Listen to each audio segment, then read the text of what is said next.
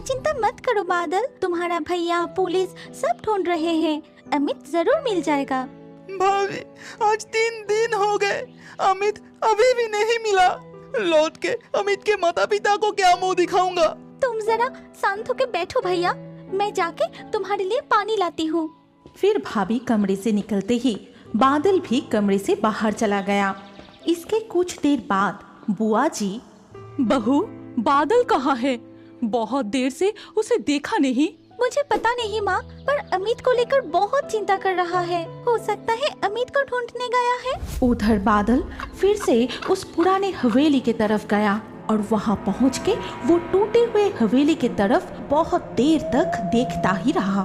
तभी वो कुछ महसूस करता है और वो एक पेड़ के पीछे जाके छुप गया। अरे वो कौन है? उस दिन का वो आदमी है जो मुझे और अमित को इस तरफ आने के लिए मना कर रहे थे।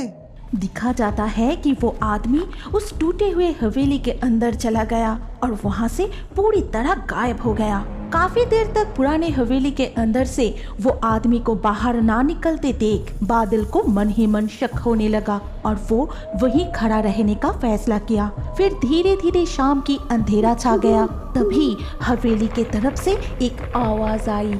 अरे वो कौन है? वो औरत है, दीपक लेके सीढ़ी की ओर जा रहा है। क्या मैं उसकी पीछा करूं? नहीं, थोड़ी देर यहाँ और रुकता हूँ। वो औरत दीपक लेके धीरे धीरे हवेली के छत के ऊपर वाले कमरे की तरफ चला गया और थोड़ी ही देर बाद एक गाना सुनाई दिया।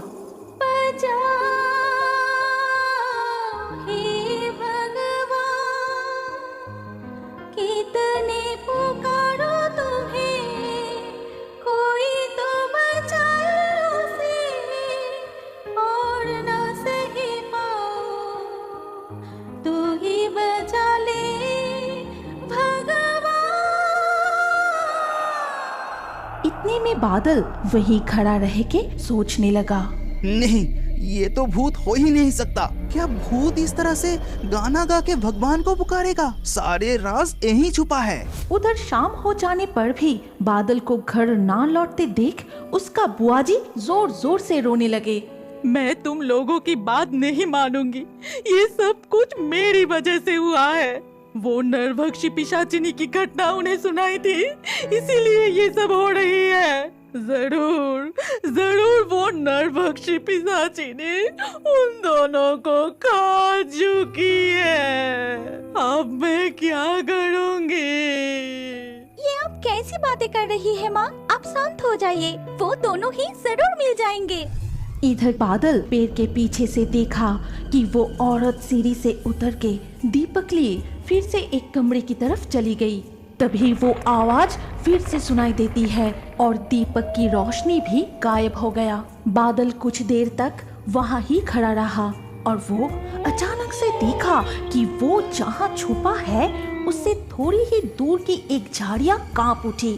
फिर चांद की रोशनी में वो जो देखा उससे उसका रोंगटे खड़े हो गए। अरे वो कौन है? कितना भयंकर चेहरा है उस आदमी का, लेकिन वो यहाँ कब छुपा?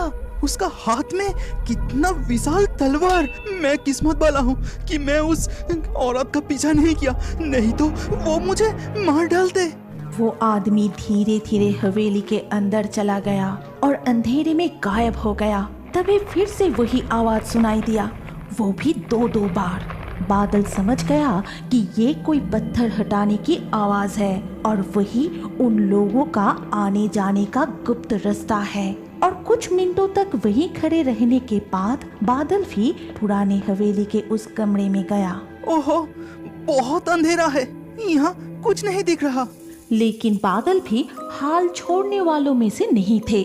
वो अंधेरे में पता लगाने की कोशिश करता है कि दरवाजा आखिर कहाँ है। फिर एक ईंट पर हाथ पड़ते ही अचानक वैसे ही आवाज करके पत्थर की दरवाजा खुल जाता है, जो दिखने में बिल्कुल एक दीवार की तरह था। बादल अंदर जाते ही वो दरवाजा फिर से बंद हो जाते हैं। उधर तब गांव के थाने में बादल की भैया और पुलिस मिलके बातें कर रहे थे। इंस्पेक्टर, कुछ तो कीजिए। आज 3 दिन हो गए, बादल को संभाला नहीं जा रहा है। अमित को आप किसी भी हालत में ढूंढ निकालिए। आपको तो दिखाई दे रहा है कि उसे हम कितने ढूंढ रहे हैं, फिर भी न जाने कहां चला गया। क्या हुआ है उसके साथ, कुछ भी समझ में नहीं आ रहा है। इधर बादल एक सीढ़ी से नीचे की तरफ जाके देखा कि वो औरत किसी से बात कर रही है।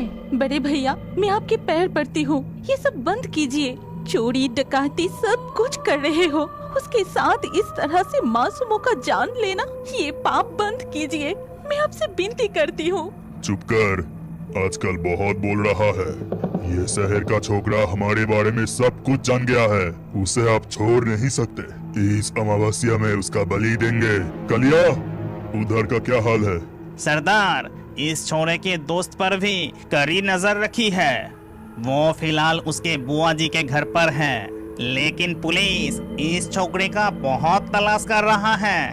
ठीक है, जितना चाहे वो तलाश कर ले, लेकिन इस पन्ना डाकू को कोई पकड़ नहीं सका। ये जंगल, गांव, गुप्त रास्ते सब कुछ मैं जानता हूँ, मेरा कुछ बिगाड़ नहीं पाएगा। तो बस चारों तरफ अच्छे से नजर रख। जी सरदार, आप चिंता मत कीजिए। फिर वो डाकू अपने साथियों के साथ सीढ़ी की तरफ ना आके गुफा के अंदर से ही और कोई दूसरे रास्ते से अंधेरे में गायब हो गया। तब गुफा में रह गया वो औरत और कालिया, मतलब वो काले आदमी। इसके बाद वो औरत एक खंबे के पास जाके कहती है, देखो तो किस तरह की खतरा मोड़ लिया। अब तो तुम्हें अपनी जान भी गंवानी पड़ेगी। तुम इस गुफा में आए ही क्यों? बादल तब भी छुपते छुपाते थोड़ा और आगे आता है। फिर उस खंबे की तरफ देखते ही पहचान लिया और मन ही मन कहा, अमित, वो तो मेरा दोस्त अमित है। वो जिंदा है, लेकिन उसको बांध के रखे हैं। तभी वहाँ मौजूद वो काले आदमी उस औरत से कहता है, दीदी, इतना दयालु होना ठीक नहीं, उसे मरना ही पड़ेगा। ठीक है, मैं अब पहरा देने जा रहा हूँ। ये कहते ही वो आदमी सीढ़ी की तरफ आगे आता है। तभी बादल भी एक खंबे के पीछे छुप गया। वो आदमी सीढ़ी से ऊपर जाते ही फिर से वही आवाज, वो भी 2-2 बार। बादल समझ गया कि वो आदमी भी गुफा से बाहर निकल गया। अब यहाँ सिर्फ वो औरत और अमित है। तब बादल उनके सामने आया। अमित, मैं बादल, तुझे बचाने में आ गया। वहीं रुक जाओ, नहीं तो जान से मारे जाओगे। कौन मारेगा दीदी? आप तो मेरी माँ जैसे हो, आप हमें मार नहीं सकते, और यहाँ आपके अलावा कोई है भी नहीं। माँ, तुम मुझे माँ कह के पुकारा। मुझे जब एक बार माँ कह के पुकारा तो इस माँ का फर्ज बनता है अपनी बेटों का प्राण रक्षा करना। लेकिन वो लोग तो कभी भी यहाँ आ सकते हैं। आप ही हमें बताइए कि हम किस रास्ते से भाग के बच सकते हैं। वो औरत बिना देर किए जल्दी से अमित की रस्सी खोल देती है। फिर तुम दोनों मेरे साथ आओ इस रास्ते से। फिर वो दोनों भी उस औरत के पीछे पीछे उस रास्ते से ही जाने लगे। अरे बाप रे, कितना अंधेरा है, कुछ दिखाई नहीं दे रहा। और उस रास्ते से कुछ दूर जाने के बाद उन्होंने देखा कि वो एक नदी किनारे आके पहुँचे हैं। तुम दोनों को तैरना आता है ना? माँ, हम दोनों को ही तैरना आता है। तो फिर तैरते हुए उत्तर दिशा की ओर चले जाओ। जब तक कोई घाट नजर न आए तब तक रुकना मत, और जब तक सुबह न हो जाए तुम दोनों पानी में ही छुपे रहना। नदी के घाट पर लोग नहाने के लिए आए हैं देखने के बाद नदी से बाहर निकलना, ठीक है? लेकिन आपका क्या होगा माँ? मेरी चिंता मत करो, तुम दोनों यहाँ से जल्दी भाग जाओ।